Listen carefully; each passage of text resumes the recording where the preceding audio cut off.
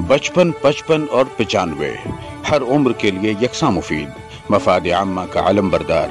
जरूर सब्सक्राइब करें, लाइक करें, शेयर करें और बेल आइकन प्रेस करना न भूलें।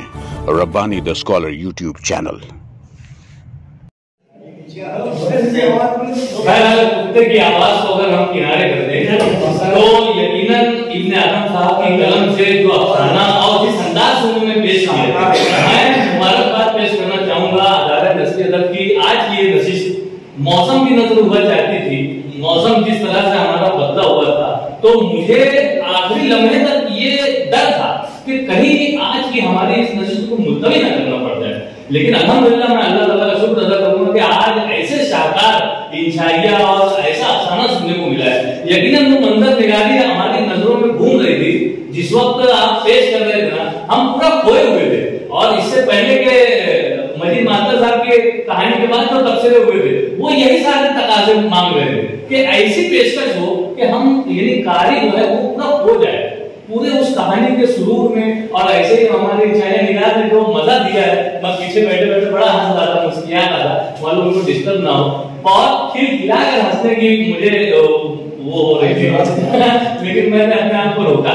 बहरहाल आइए यहाँ पर एक अच्छी नशिश, 205वीं नशिश, इंतहाई कामयाब तरीन नशिश। और हमारे सदर साहब जो है वो भी काफी देर से मतलब धन्य है और यकीनन उनका जो खुतबा सदारत होगा वो भी मुनफरिद होगा। मैं बड़े अदब एहतराम के साथ इमरान जबीर साहब को आपके हवाले करता हूँ खुतबा सदारत।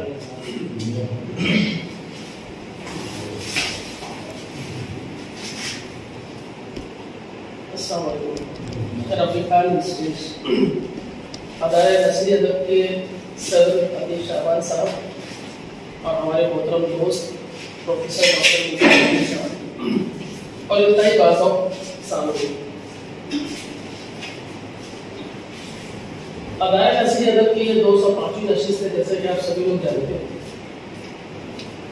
नशिस्तों का एहतमाम नस्ल से मुताल्लिक़ गुज़िश्ता 24 से 25 वर्षों से हो रहा है। अंजुमन मुहिब्बान अदब के तवस्सुत से इसकी शुरुआत होती है और हम सभी लोग देख रहे हैं कि जो हम हमेशा किताबों में खोए रहते थे, मुख्तलिफ मुसन्निफीन की कहानियों को पढ़कर, सिराज अनवर की कहानियों को पढ़कर, खिलौना की कहानियों को पढ़कर, जब हम बच्चे थे फिर हम लोग बख्तियार सईद साहब की दुकान पर जाते थे, वहाँ से यूसुफ अंसारी साहब, बख्तियार सईद, उन सब बच्चों को जो अदीब है उनकी कहानियाँ लाते थे, किताबें लाते थे और उनमें जो कार्टून के जरिए कहानी का कुछ खुलासा पेश किया जाता था या एक दो वरक के बाद कहानी अभी किस मोड़ पर चल रही है उस तरह से तस्वीर खुशी होती थी वहां पर, तो हम लोग उसमें खोए रहते थे और अपनी एक तस्वुराती दुनिया बना लिया करते थे। हम लोग उसमें से निकलना नहीं चाहते थे।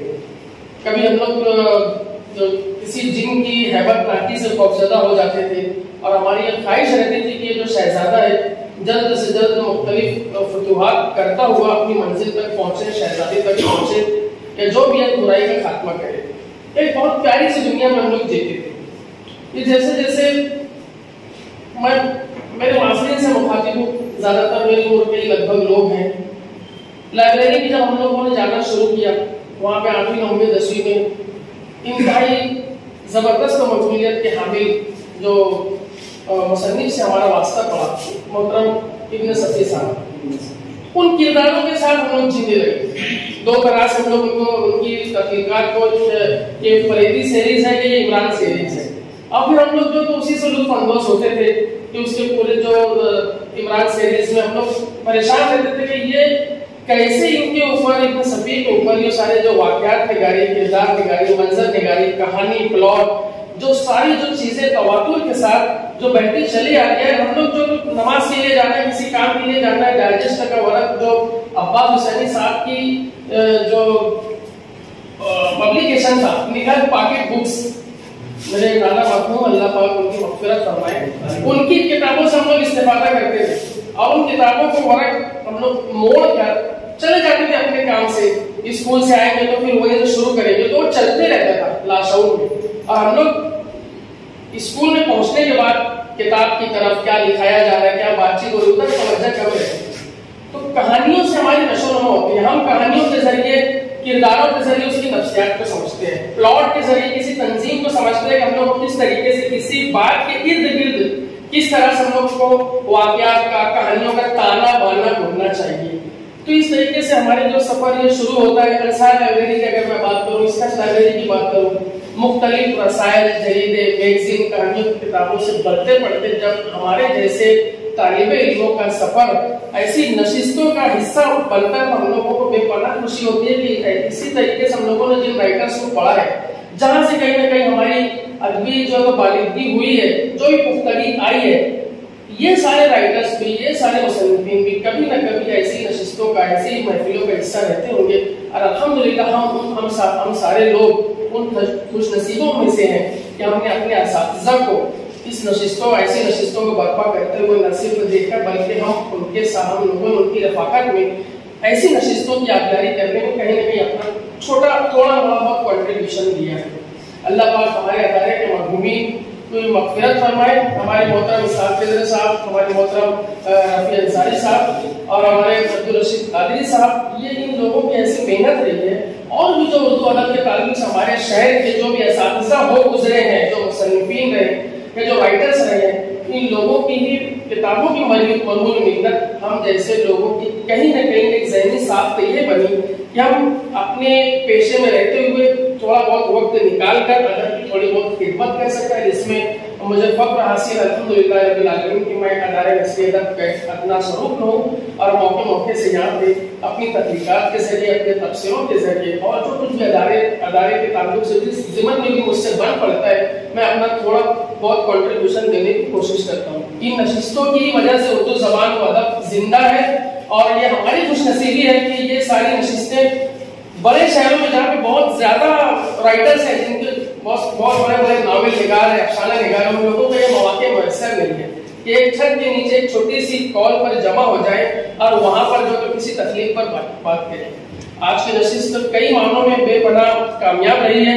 तबसरे ही माला माल जो तबसरे होते हैं किसी नशिस्त का, वो कामयाबी की जमानत होती है उस नशिस्त में। मेरा ऐसा मानना है। बड़ी खुशी की बात है कि अतीक साहब भी इस नशिस्त का हिस्सा बने। मैं बचपन से जानता हूँ उनको, अतीक साहब को अच्छे से पता है।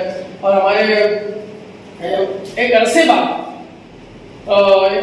मैं कहूँ अगर ये कि मुस्कुराइए आज जुम्मा है बराबर राशिद भाई तो से क्या करेंगे, ये बोली अपनी बोली पे हमें फख्र होना चाहिए। बोलियों के पास लोगों को एतराज होता है, ये बोली हमारी जो हमारे अपने मालिकों की जो बोली है, जो अंसारी मोमिन जुल्हा बिरादरी की, उसमें हम लोगों ने इनकी सब ऑडियो कैसेट सुनी है।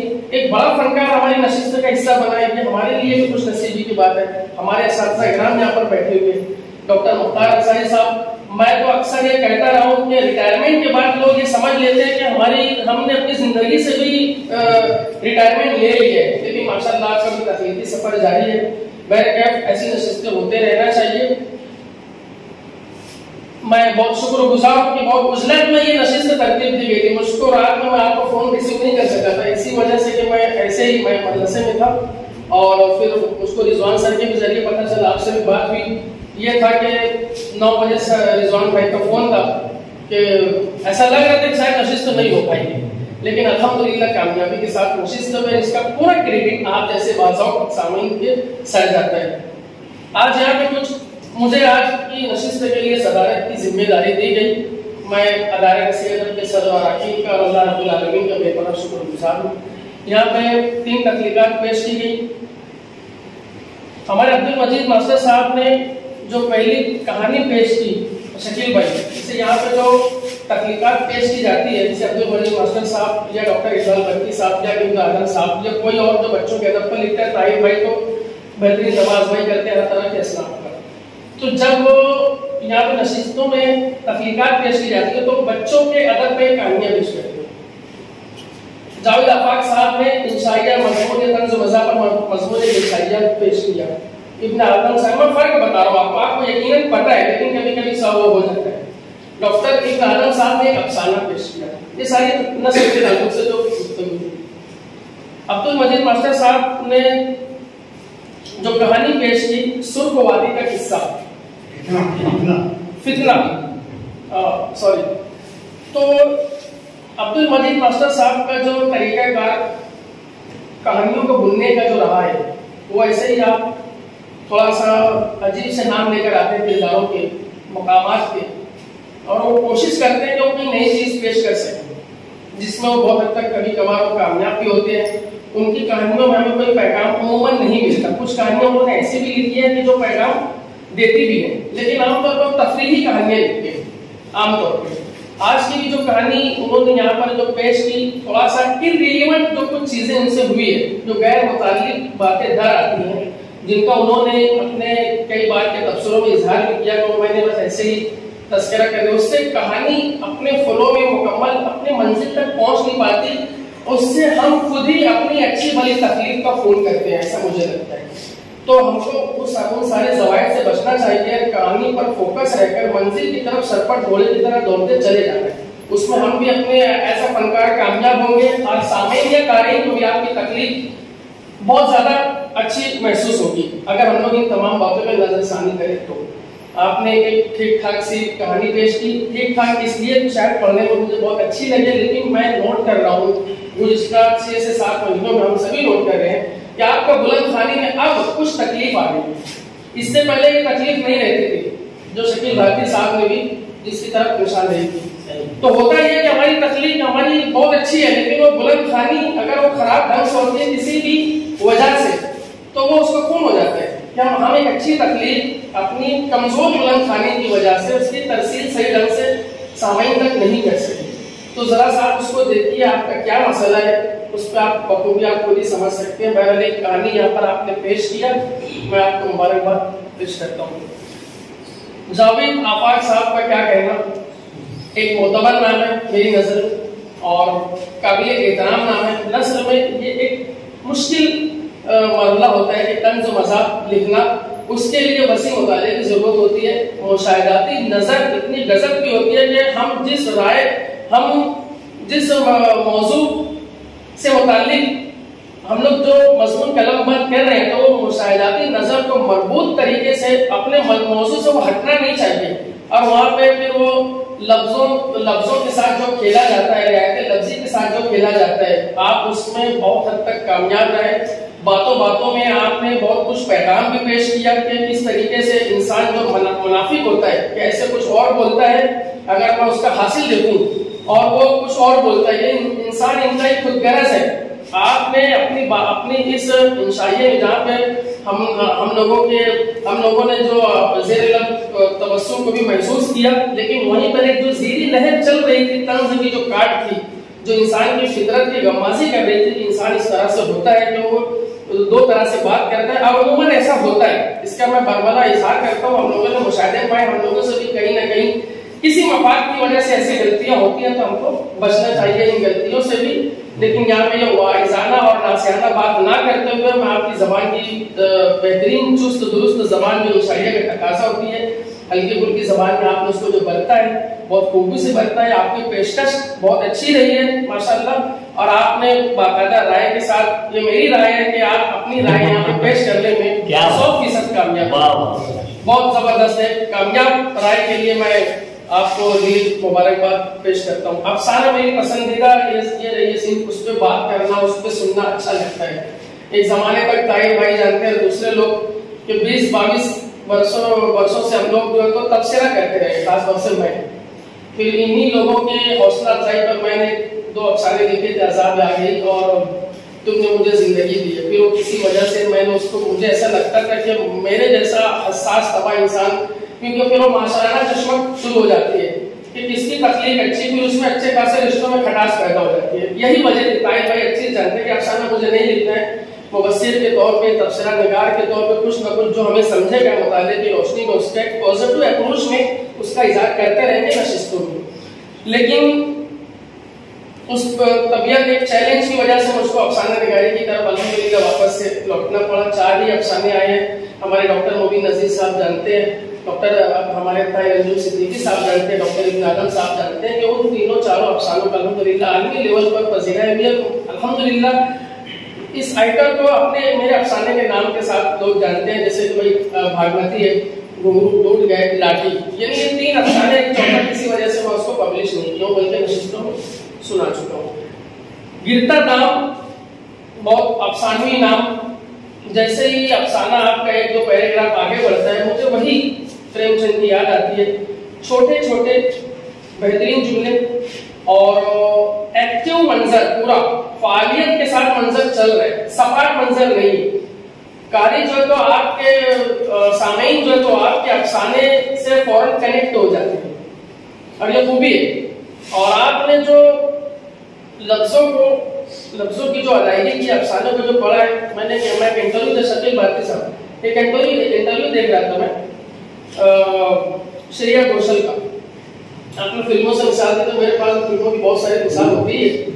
तो उसमें उन्होंने ये बताया था उर्दू जबान की के ताल्लुक से कि जो लता मंगेशकर मराठी बैकग्राउंड से ताल्लुक रखती थी, शोरा आफाक गुलकारा, जिनके हम सभी जो तो मोहतरिफ हैं, हम सभी उनके फैन हैं, लेकिन कहीं से नहीं लगता था कि इन्हें उर्दू नहीं आती। जो लफ्जों की अदायगी है, गैन, काफ, शीन, उनके जो शीन और काफ इंतहाई दुरुस्त था उनका। और खास तौर पर श्रेया घोषाल ने ये कहा कि लता से दिलीप साहब ने कहा था कि उर्दू के ताल्लुक से आप जो थोड़ा सा बेदारी का मुजाहरा कीजिए और आप कुछ न कुछ उर्दू उस्ताद को मुकर्रर कीजिए।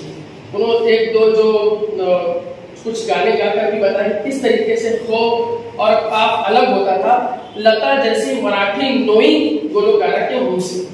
एक तो ये बात। दूसरी बात ये कि पिछले दिन जब दिलीप साहब का इंतकाल हुआ तो वहाँ पे नसीरुद्दीन शाह, जैसे आपने किसी एक सहाफी के बारे में बात की, तो बिल्कुल वैसे ही नसीरुद्दीन शाह ने भी इंतहाई जुर्रत के साथ दिलीप साहब जैसे कोई माफूकुल फितरत हस्ती हो जाती है, अपने जो शोहरत हासिल कर लेते हैं, जो बार उरूज को जो उनकी जो शोहरत पहुंच जाती है, तो वहां पे किसी तरह का कग्गल लगाना, किसी तरह की अंगूठ को नुमाई करना लोग पाप समझते हैं, लेकिन ये सब भी इंसान नहीं होते हैं। तो इसी तरीके से नसीरुद्दीन शाह ने भी अपने इंटरव्यू में तमामी बातों का इहाता किया था। तो उस वक्त तो काफी लेते हुई थी नाक़िदीन की तरफ से कि ये आपने क्या कह दिया, लेकिन उनकी कुछ बातों से मुझे भी इत्तेफाक है। इस वजह से इत्तेफाक है कि मुझे भी फिल्मों का शौक रहा है, तो हम सभी लोगों के अंदर एक ऑटोमेटिक एक तज्जियाती नजर पैदा हो जाती है, इसकी एक्टिंग, डायरेक्शन, गाना, ये वो सारी चीजें।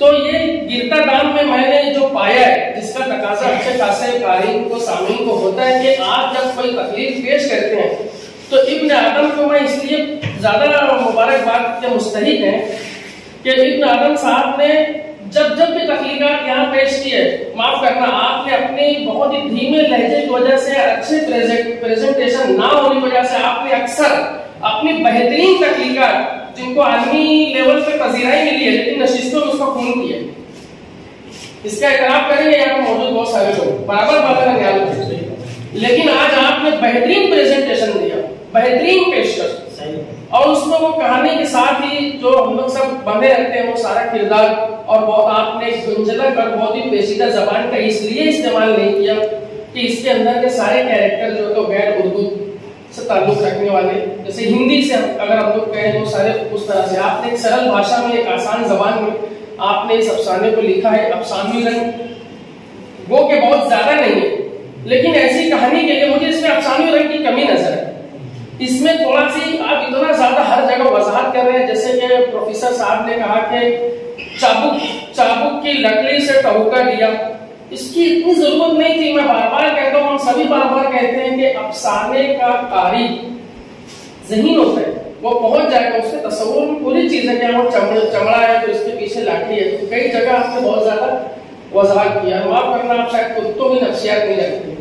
कुत्तों की नफ्सियात हम सभी लोग बहुत अच्छी से जानते हैं, उनकी जो फितरत होती है कि वो इतनी आसानी से दूसरे कुत्ते का अपनी एरिया में होता है, अपनी गली का कुत्ता भी शेर है ना, इतनी आसानी से कैसे वो पुलिया के कुत्ते को बर्दाश्त कर लेता है। ये फितरत के, कुत्तों की फितरत के खिलाफ है। आप कुत्तों को और स्टडी कीजिए तो बहुत सारे इस फितरत के मिल भी जाएंगे, जिनको ये लगता है कि सारी चीजें मैं चला रहा हूँ। बात से बात भी पैदा करने की आपने बहुत अच्छी कोशिश की, बच्चे को एक तरह की सीख दी है। मुझे लगता है जो हरी नाम का आदमी जो है, मैं उसको खुदगर्ज शुरू से समझ रहा हूँ, खुदगर्ज गिरता दाम वो भले से तावील दे रहे हैं, जवाब पेश कर रहे हैं कि मंडी में लेट को तो पहले जल्दी से निकल, उसको चाबुक से मारने की जरूरत ही पेश नहीं आती। मेरा ऐसा मानना है, क्योंकि बच्चे के ऊपर हम लोग कहानियों के जरिए ही सारी चीजों को सीखते हैं, समझाते हैं, सिखाते हैं। बच्चे के ऊपर उसका खराब असर पड़ेगा। तो उसकी ये तावील बच्चा कभी बोलेगा कि बच्चों को सिर्फ मारना याद रहेगा कि एक जानवर को बेदर्दी से उसका बाप इसलिए भागते हुए लेके जा रहा है मार पीट कर कि उसको जल्दी से मंडी पहुंचना है, या तो खुदगर्जी बनियापन, ये सारी चीजें समझ में आती है। आप इससे बच सकते हैं, इसको थोड़ा सा पॉजिटिव टच दे सकते हैं। और जो कितनी की तेजी से हो, अगर कारीन के लिए काम करना चाहिए, यह बिल्कुल पॉसिबल है कि आवाज ना निकले। चश्म ज़दन में कुछ ऐसे हादसा हो जाते हैं, लेकिन यहाँ की लग्जरी बस में इतने ऐसे हादसा हो जाते हैं जो मरने वाले की आवाज तक निकलती है, ये बिल्कुल सही है। लेकिन यहाँ पर हम लोग उमूमी नफ्सियात का ख्याल रखना चाहिए कि आमतौर पे ऐसा होता है कि कोई मरा तो उससे कराह निकली, चीख निकली, तो उसका इजाफा कर देने से आपके अफसाने में 4 चांद लग जाए। तो आपने वहां पे कारी को जुल देने की कोशिश की है, लेकिन आप थोड़ा सा वहां रुको, ठहरो और उसी पे फोकस रखो। जैसे हम लोग लिखते हैं, मैं तो बहुत कम लिखा हूँ, लेकिन पता नहीं क्यों बस मेरे जहन में पैराग्राफ चलते रहते हैं, जहाँ पे जब मैं लिखता हूँ तारी हो जाता है हवास पे वही अफसाना, वो किरदार हावी हो जाते हैं, उसके शहर से हम लोग निकल नहीं पाते। इसीलिए मैं अक्सर क्या बोलता हूँ, कम लिखे, अच्छा लिखे, उससे हम लोग जो भी याद रहते हैं। बहुत ऐसे भी बहुत सारे अफसाना निकल रहे जिन्होंने किताबें लगा दी है, लेकिन उनको उनके कोई 1-2 अफसाने से कोई जानता तक नहीं, कम अफसाना लिखे। अब जैसे यहाँ पे डॉक्टर साहब बैठे, उसको उनका एक अफसाना मजजूब गलबन, ये याद है। ताहिर भाई के कई अफसाने, कुल्लाने, ये वो सब चीजें, सरहद के उस पार क्या था, हाँ ये सब इतनी जबरदस्त सब बापू काका उनके, तो मैं मुझसे पूछूंगा तो मैं ब्लैक एंड व्हाइट मुझको पूरी याद है। तो ये सब चीजें होती है। आपका और कोट वो जो अफसाना था, आलमी अफसाना, उस पर लगा था, तो ये ऐसी चीजें। तो आपने एक ऐसा अफसाना लिखा है जिसको जो 18 से 50 साल तक, 16 साल के बच्चे भी पढ़ेंगे तो उनको एक तमीज, एक फर्क, एक महीन लकीर है अफसाना कहानी में, वो चीज उनको यहाँ पे समझ में आएगी, क्योंकि इख्तिताम ही बताता है कि ये अफसाना है। आपने जो इसमें टच दिया है इख्तिताम बताएगा, वरना एक कहानी के पैटर्न में ये चीज चली है। अगर मैं साफ कहूँ, आपको इसको मुकम्मल अफसानी रंग में ढालना है, कुछ अभान की कैफियत लाइए, कुछ अफसानी रंग दीजिए, हर्ष और ज़वायद से बचिए आप, तो आपका अफसाना और चुस्त हो जाएगा। मुझे बेपनाह पसंद आया, लेकिन मैं आपकी खैरखाई में बात कर रहा हूँ कि इसको आप मजीद उसको चुस्त और दुरुस्त कर सकते हैं। सब मिला के आपका अफसाना भी मुझे बेपनाह पसंद आया। आप बहुत सोच समझ कर कलम उठाते हैं और उसका हक अदा करते हैं। ये अफसाना मुझे बहुत पसंद आया। मैं आपको दिली मुबारकबाद पेश करता हूँ। यहाँ पे जितने भी हाजिरीन, ऐसे मौसम कभी आप लोगों ने ये रुकावट नहीं समझी, यहाँ पे वक्त पर तशरीफ लिया है सभी, मैं सभी लोगों का सदर और अराकीन अदारा हस्ती अदब की जानिब से मैं शुक्रिया अदा करता हूँ। यहाँ पे आप लोगों ने मेरी सभा तराशी को बर्दाश्त किया, उसके लिए आप सभी लोगों का बहुत बहुत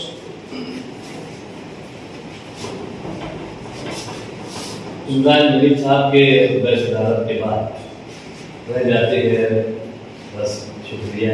आइए मैं अदारे नस्ल अदब के सर मुस्लिम हकीक साहबान साहब को जहमत देता हूँ कि आप शुक्रिया। आज की कामयाब कोशिश के लिए जो है सभी यहाँ जो मौजूद है, कर्मकारान भी, सामाइन भी, सब्सरान भी, सब्सरा करने वाले तमाम लोग के कम लोग में एक अच्छी नशिश जो है, मिसाली नशिश जो है जिसको कहेंगे, मैं आपके मुबारकबाद के काबिल आप लोग भी हैं।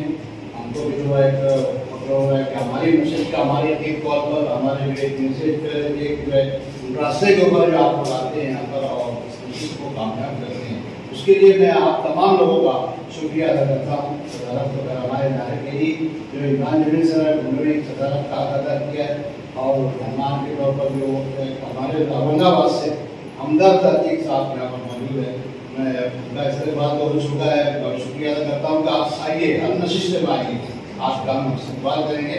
आप हर आखिरी सैनिटर को हर महीने की उस तारीख को जो ऐलान हो ना हो, लेकिन नशिश तो होती है।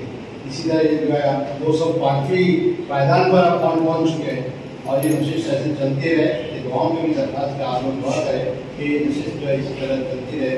चाहे आखिर में सुखाने जो भी आप होता है वो इसकी मदद को आप खाना चलेंगे, हमको भी हौसला मिलेगा। इसी इन बातों के साथ जो है मैं आप तमाम लोगों को शुक्रिया के साथ आज की नशिश के खात्मे का ऐलान मैं जनते सर करना चाहूँगा। आज की नशिश शुक्रिया, बहुत शुक्रिया।